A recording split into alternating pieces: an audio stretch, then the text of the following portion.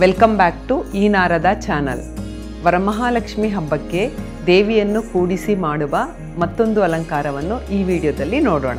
ಮೊದಲು back trap ಅನ್ನು ಇಡಬೇಕು. ತೆಂಗಿನ ಗರಿಯ ಹಾರಕ್ಕೆ ರೋಸ್ ಬಾಲ್ ಅನ್ನು ಫಿಕ್ಸ್ ಮಾಡಿ ಬ್ಯಾಕ್ ಟ್ರಾಪ್ಗೆ ಕಟ್ಟಬೇಕು.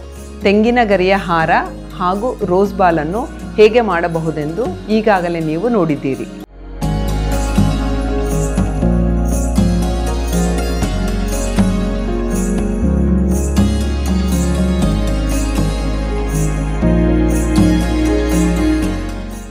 ಈಗ 3 ಸ್ಟೆಪ್ಸ್ಗಳನ್ನು ಇಡಬೇಕು. ಸ್ಟೆಪ್ಸ್ಗಳನ್ನು ಹೇಗೆ ಜೋಡಿಸಬಹುದೆಂದು ನೀವು ಈಗಾಗಲೇ ನೋಡಿದ್ದೀರಿ. ಈಗ ವರಮಹಾಲಕ್ಷ್ಮಿ ದೇವಿಯನ್ನು ಕೂಡಿಸಬೇಕು.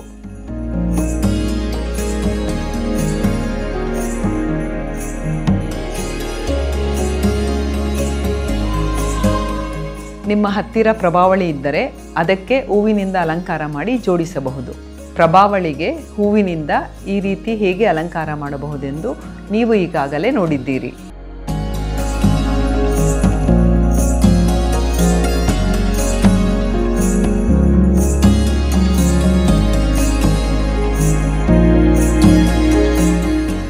ಬಿದಿರಿನ ಬುಟ್ಟಿ ಹಾಗೂ ವೆಲ್ವೆಟ್ ಕ್ಲಾತ್ನಿಂದ ಮಾಡಿಕೊಂಡಿರುವ ಛತ್ರಿ ಇದು. ಇದನ್ನು ಹೇಗೆ ಮಾಡಬಹುದೆಂದು ಈಗಾಗಲೇ ನೀವು ನೋಡಿದ್ದೀರಿ.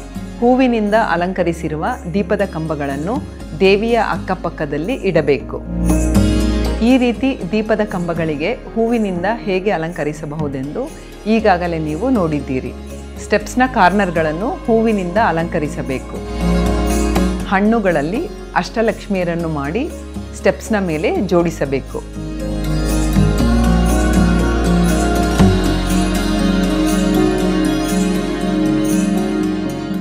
ಹಣ್ಣುಗಳಿಂದ ಅಷ್ಟಲಕ್ಷ್ಮಿಯರನ್ನು ಹೇಗೆ ಮಾಡಬಹುದೆಂದು ಈಗಾಗಲೇ ನೀವು ನೋಡಿದ್ದೀರಿ.